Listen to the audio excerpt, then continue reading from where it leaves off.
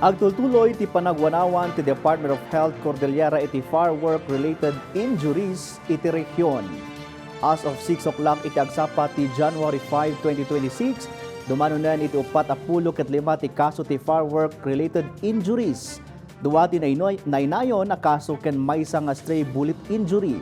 Iti kaudyan na datos ti DOH Cordillera kangatuan latta ti probinsya ti Kalinga nga addaan iti 10 ket 8 a kaso. Sa runuan ti Apayao a 10, 7 iti Abra, 4 iti Baguio City. Sagtalo iti Ifugao ken Benguet pakiramanan ti maysa a kaso ti stray bullet. Kaaduan kadagiti injuries ket intunda ti Quitis, Boga, Whistle Bomb ken 5-star. Kabayatan na iti datos ti Baguio City Health Services Office bimmaba ti kaso ti firecracker-related injuries iti syudad.